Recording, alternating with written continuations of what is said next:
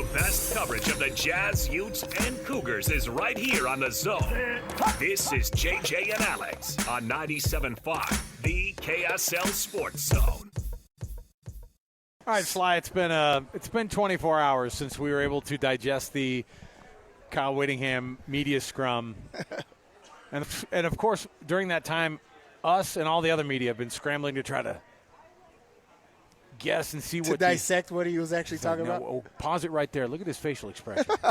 There's a lot of that I was just going on. looking at his shirt. I think leaning on PK like we did yesterday is probably the best way to do it because PK is nothing if not a pro, but he also understands these moments. But he also, he gets a little bit of extra information, and he has no problem just being like, I wouldn't be surprised if, and then tell you, hey, fill in the blank. But ultimately, Kyle Whittingham's his own dude. What we do know is that going out on a year like this, I think feels a lot better than 5-7. Well, my question is if they would have gone 5-7 or 6-6, would he have come back again for another year till he left, quote unquote, left the program in good hands, or in a good spot? I guess is what he. That would be the battle, right? That would be the battle. Is it me? Am I the problem? Is what you would be battling versus what you're capable of and doing all of that. So honestly, the competitor spirit and you got to understand what is the community asking for. We talked about it, right? Like those 7 losses last year, how many of those were defined by 8 points or less, right? If we add 8 more points to each of those games for you, are they 9-3, 10-2 last year? And so another typical season. So you understand exactly what you were missing, and he was able to right that ship this year, unfortunately losing to your rivals down south and of course the eventual Big 12 championship, Big 12 champion Texas Tech. But I think that this guy just loves football. Yeah. Right? I know he's always said it I don't want to be here like my dad was, like Lavelle was or whatever, but bro, it's in you. You keep fighting what's not you, and so with that being said, it's hard to see him walk away. But at the same time, it's you got to understand this ever changing NCAA football. It's not about football anymore. What's crazy is I picture Lavelle Edwards when he retired. He looked like a guy who, you go, yeah, you know what, he can retire. He's been doing it a long time. He retired at 70. That's only 4 years older than Kyle. Right. They're on a very different path. Trajectory, and I think that Kyle could do this for a lot longer than people might give him credit for. I give him 5 more years that he could do this. Oh, for sure. Yeah, absolutely. If you want this guy to come in and right the ship at your program. But guarantee 5 years, $100 million? $100 million, huh, for 5 years? Why not? These oil billionaires are doing it. $20 million, no problem. All right. Our show, it's JJ and Alex, by the way. Alex, Kirry, Sly sitting in for JJ today. We're at the Road Home in Midvale, of course, and we're trying to help people, of course, who are dealing with homelessness right now in our community. And you can donate, and the Huntsman Family Foundation is helping this hour. Let me give the phone number out, 801-819-7300. That's 801-819-7300. We'll be here all the rest of our show. But first, let's get to the cut here because we've got to talk Utah versus Nebraska, another bowl game that we're looking at and we're going, okay, it's the battle of which team is going to care more about being in this bowl game. We're going to kick it off here this hour with the cut. Let's jump in here with Evan Bland. Let's do it. It's time for the biggest story of the day. This is what made the cut with JJ and Alex on 97.5, the KSL Sports Zone. Trajan Wealth brings you this portion of the program, TRAJANwealth.com for all your trusted local needs in retirement. TrajanWealth.com. Evan Bland covers Nebraska football for the Omaha World-Herald. Evan, thanks for joining us, man. You got it, guys. How's it going? Oh, good. We're just it's bowl season, so every day a new bowl pops up on our TV, and we go, that's today, huh?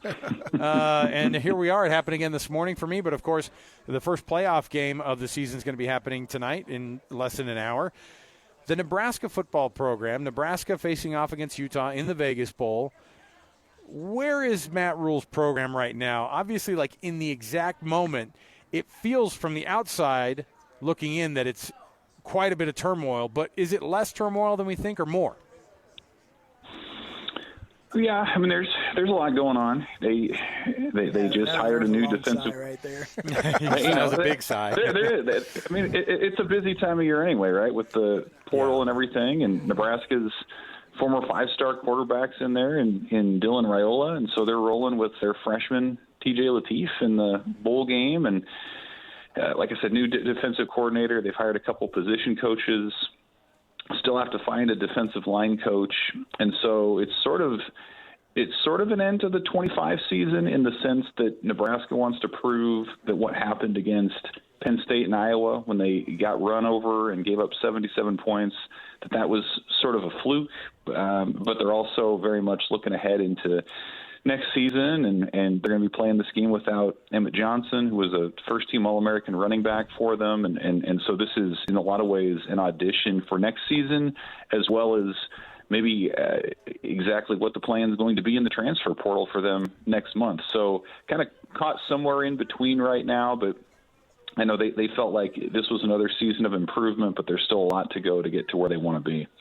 What happened during the month of November? It seems like the wheels kind of really fell off there towards the end of the season. You guys were rolling pretty well, about 6-2 at that point. But here we go into November, and a lot of things happened. What happened during that month of November? Yeah, the big turning point was they had a November 1st home game against USC, and they had a blackout theme that night, and they're leading by 8 points in the third quarter, and they have the ball, and Dylan Raiola drops back, he gets sacked, he breaks his leg on the play, and Nebraska goes on to lose the game. And that was a major turning point in the season. That kind of was a game you felt like they had a pretty good chance to win, if not for that injury, and then things could have gone a lot differently. But they follow that up. They go to UCLA and beat, what's quite honestly been a bad Bruins team this year. And then really the thing that I think a lot of fans worried about all year was how would Nebraska hold up on the line of scrimmage, especially on the defensive side. And they played in their last two games, Penn State and Iowa, who were just able to assert their dominance. And that's kind of where that went. And, like I mentioned earlier, they've since fired their defensive line coach, made a change at defensive coordinator. And that's been the one non-negotiable in this Matt Rhule era is they can tolerate mistakes, but they can't tolerate a lack of physicality and a lack of toughness.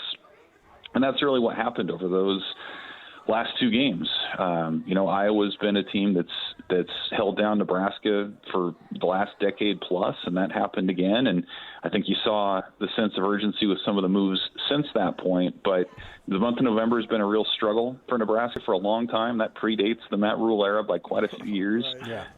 So they're still trying to figure that thing out. It hasn't happened yet, but that's quite honestly what they want to be is what Utah is. They want to be defined by what they do on the line of scrimmage, and then you kind of figure things out from there, and they just haven't gotten to that point yet.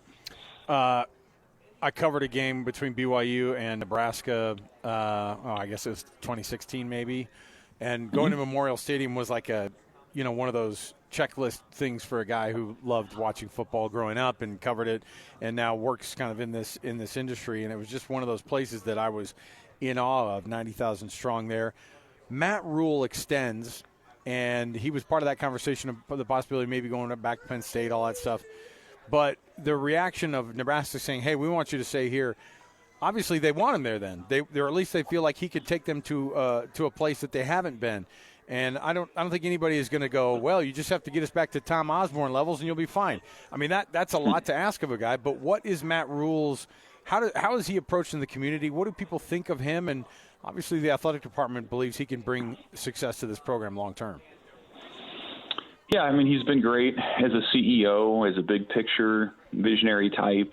And Nebraska has given him everything that he wants, whether that's plans to, have grass practice fields to some of the nutrition things. They want to be the best, have the best training table in the country in terms of the meals that they provide. There's a brand new facility with, strength training and things that are top of the line.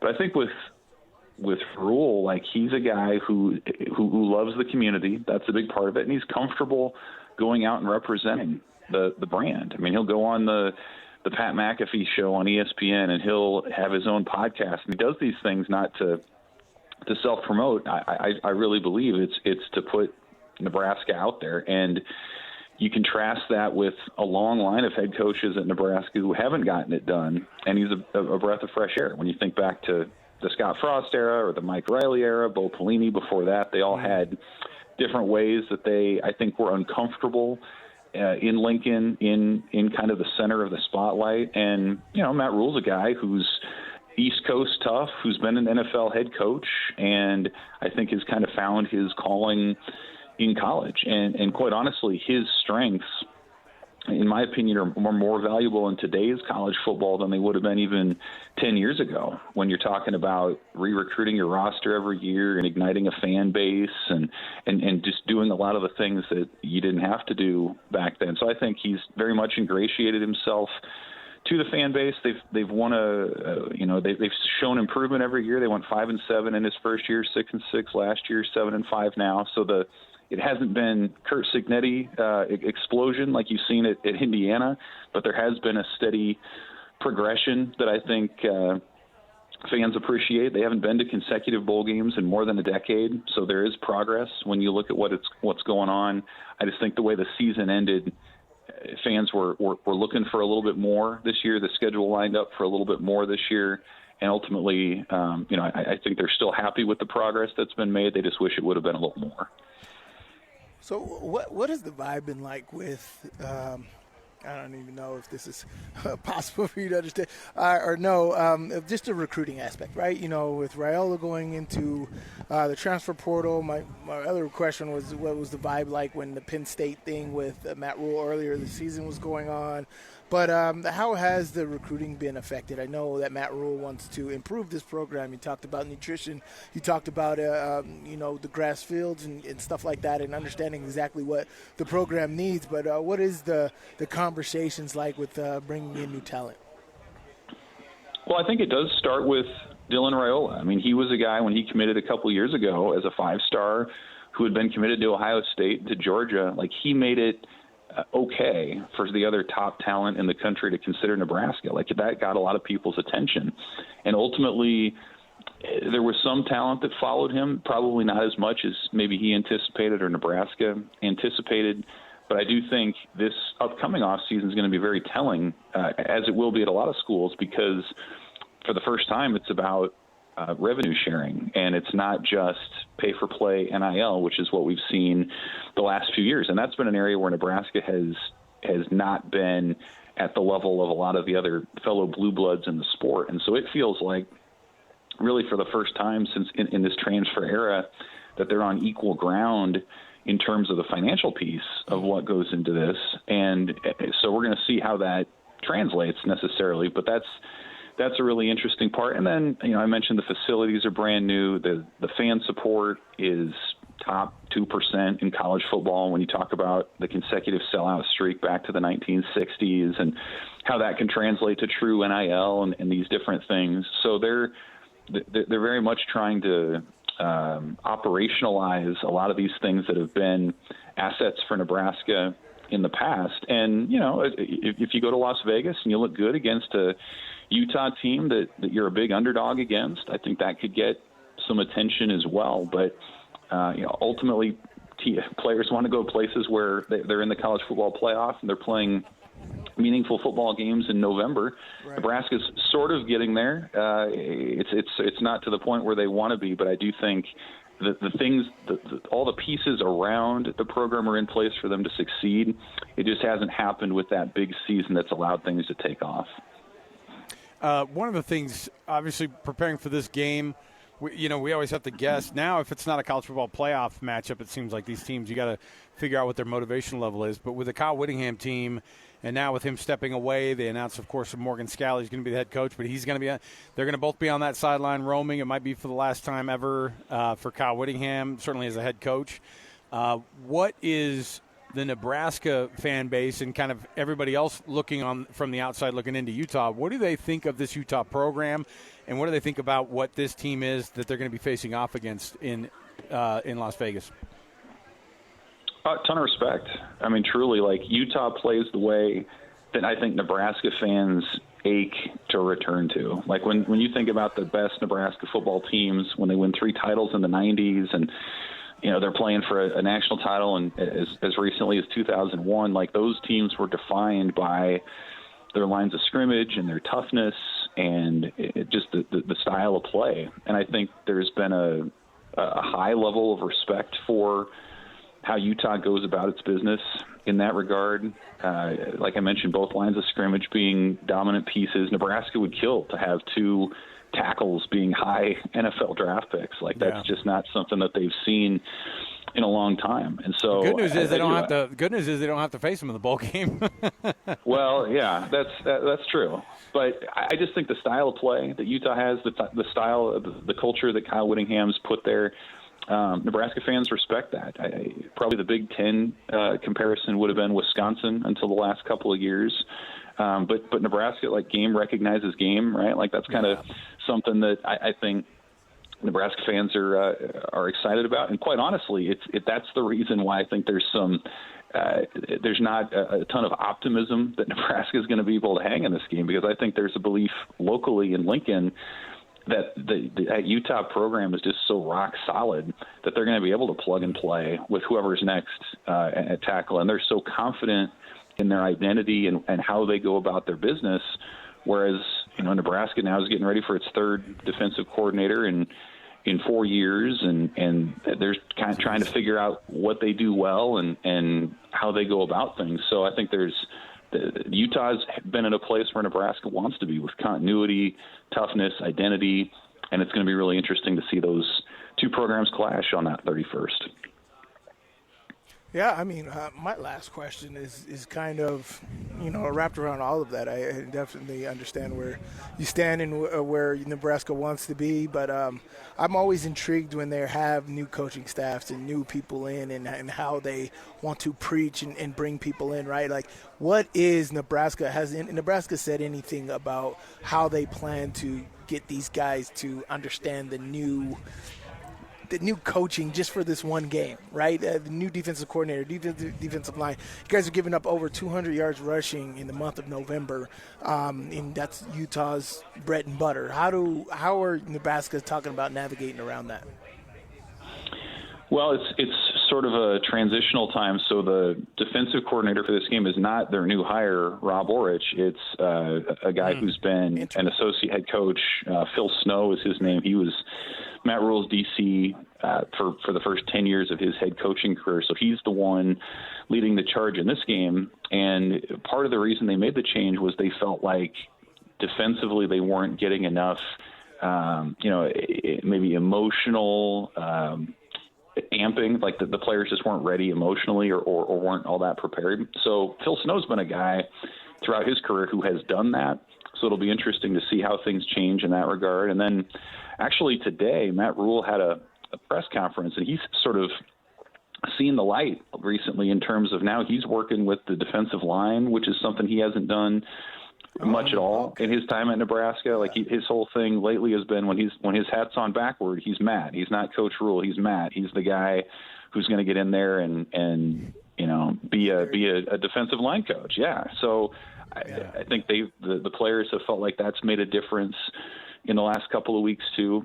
So to me, that's, I think, one of the fascinating pieces to watch is you're largely going to see the same Nebraska team that you saw in November. But if some of these changes have taken effect, you'll probably see a team that's a little bit more motivated, probably more sure of itself in terms of where it needs to be and how it goes about its business. So I think that's fascinating, like to see the value of enthusiasm, motivation, energy, whatever you want to call it.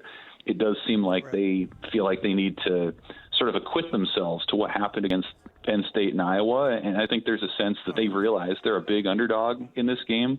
And in a way that can kind of free them up to do what they do. Not that it's necessarily going to work, but I do think you're going to see a team that's a little bit more motivated and energetic than you saw down the stretch.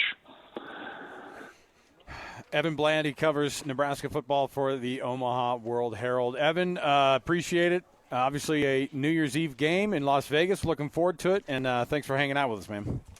Appreciate you guys. Yep. Take care. There you go. All right. It's tough to throw a freshman quarterback in there against this defense, huh? Yeah, Jackson Benny's going to tee off on that nickel blitz, man. All right. Well, Yeah, I don't think – if I'm a Nebraska fan, I don't have a lot of confidence you're going to either. be – because Morgan Scalley's going to be wanting to set a stage for what his team is going to be. Oh, like. you're right. It's going to be an absolute – yeah. He already wants to start getting that identity. If he's saying out it's going to be the same Nebraska team from all of November, that is – well, it's It's a bad deal. That's a bad deal. Let me get that phone number out. If you want to get your dollars matched, dollar for dollar, with the help of the Huntsman Family Foundation this hour, give us a call right now. There are people in need, and those dollars are going to go so far. And it's not just about this time of the year. It's about all year long, 365 days a year. They have to put people in the shelter. They have to house families. They have to house couples or single people, whatever the circumstances are, and for whatever reason that they have found themselves homeless in that moment. 801-819-7300. Get those dollars matched right now. 801-819-7300. Or just go to theroadhome.org/donate. That's theroadhome.org/donate. We will come back. We've got more coming up here. By the way, it's a Mammoth hockey night. They're back at home. That's a good one. That's good news for Bear Torney and his guys. The New Jersey Devils coming into town. And we're going to get you ready for that one as well at the top of the hour. Stay here with us, 97.5 the KSL Sports Zone. The exclusive home of the Utah Mammoth is on 97.5, the KSL Sports Zone. Schmaltz out wide, shoots, rebound, they score! Clayton Keller stashes it in, and the Mammoth are out in front early in period number 2. Sergachev pinches down, finds Hayden, he looks in, shoots at the goal line, they score! Punched in by Dylan Gunter. Hayden got it to the front, and Gunter had the exclamation point. Keller right circle, one-timer, Stenlund, he scores! Mammoth follow it up, and it's 4-1. Kevin Stenlund with a rocket. You're locked into JJ and Alex on 97.5, the KSL Sports Zone.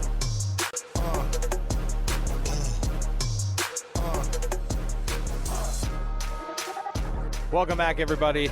JJ and Alex on a Friday afternoon. We're going to have a college football playoff game coming up here in a few minutes. Oklahoma hosting Alabama. That should be a really fun one. I was looking at this thing here, Sly. I'm going to pull it back up again. I have in front of me. Could you name teams that have a first-team All-American on the first-team All-American team, offense or defense? Name teams? Yeah, name however many teams you could come up with. Teams, first-team offense and first-team defense. They have both? No, just any one of those.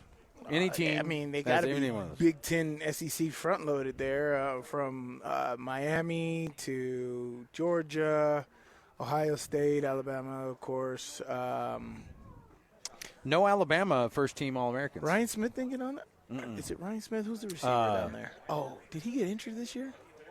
I don't know. I thought he would have been, but no Alabama. No Alabama on there. all right, Oregon. Oregon's of course, on there. Mendoza, Pavia.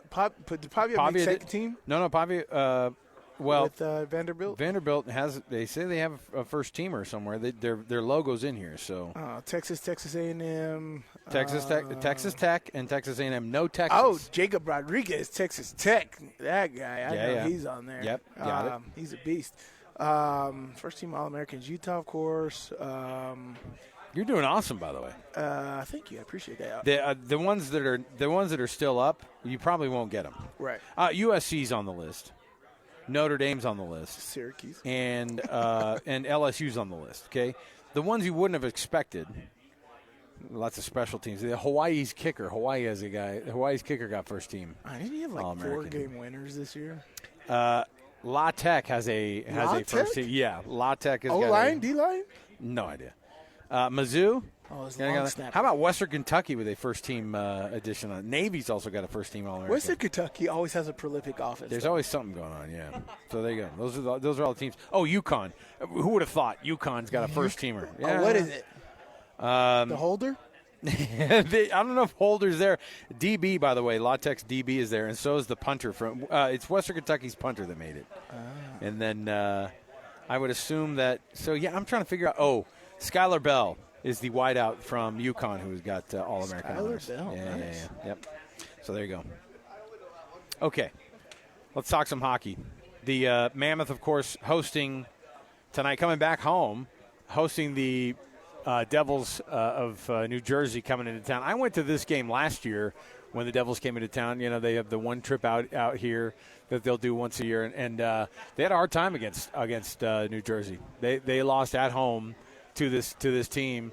Wasn't our Utah Grizzlies team like a farm league of New Jersey or something? I'm not sure. Maybe the ECHL rep it's like a double A kind of. I don't know. Maybe there was some kind of tie there. Either way, New Jersey coming into town tonight, and I'm telling you, they've had a couple days off since that back-to-back that saw them lose one night to the Boston Bruins and then win the next night against the Atlantic leading Detroit Red Wings, and it was a blowout. It was just a phenomenal game, and to be able to put it together.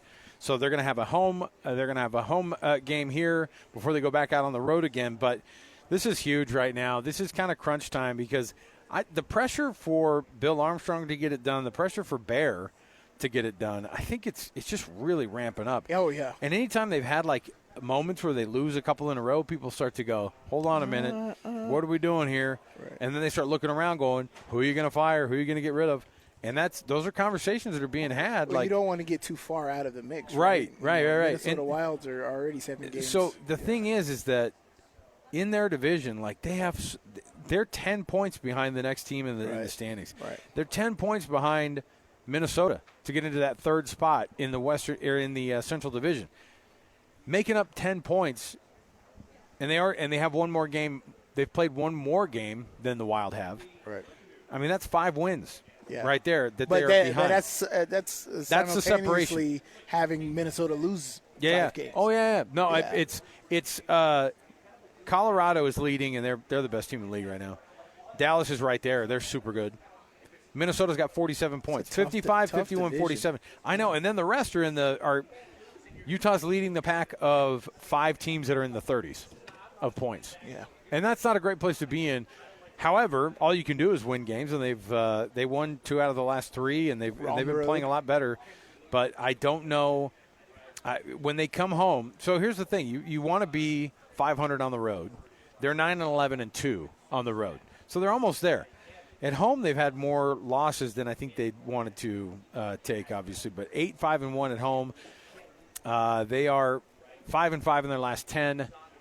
I think that this team, with New Jersey coming into town tonight, I think you have an opportunity here. You steal that win, and you steal a win from those guys. And New Jersey, I don't think is as good as they were last year at this time when they came in. But New Jersey is also right now coming off of so they're on the road right now. Vegas a couple days ago. They're coming here to Utah tonight, and so they're going to be semi-fresh. It's not a back-to-back for them, but this is a big one. Still a West Coast trip. Yeah, and you wonder how much that impacts how teams do and what they're going to look like here. But they're about 5. They're the same thing, 5-5 out of their last 10, and so this is a winnable game for Bear Tourney and his guys. And I think the energy that they've had on the road, interestingly enough, recently at home hasn't necessarily been matched. I want to see that energy at home tonight, matched like they had.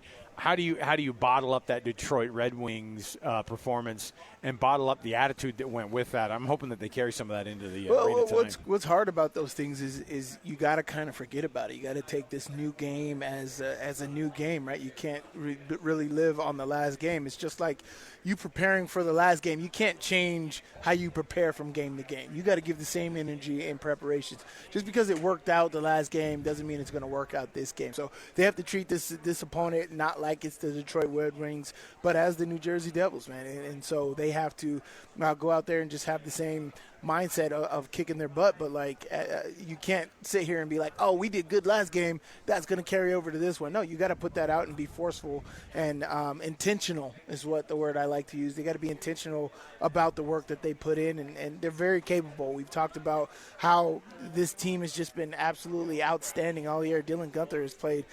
He's been awesome lately, too. Every highlight, this guy is just a goal machine. And so him putting up points, the defense, they just got to continue continue on taking it game by game, not taking the last game with them, whether bad or good, right? If they had a bad last game, forget about it. Good last game, forget about it. This is a new game, new day, and you just keep winning, man. In your community, your team, administration, everybody's going to be right behind you. Take a break here. We'll come back. We'll dip in one more time with one of our guests here at the Road Home. And we're taking those donations all day long. They're getting matched all day long by the folks at the Huntsman Family Foundation, 801-819-7300. It's all part of our Road Home Mediathon here during the holidays. And we love being able to bring that to you. So we'll take a break here. We'll come back, and we'll get you ready for hockey next. 97.5 KSL Sports Zone. For the best and worst moments on today's show, as JJ and Alex want to hear your best and worst of the day.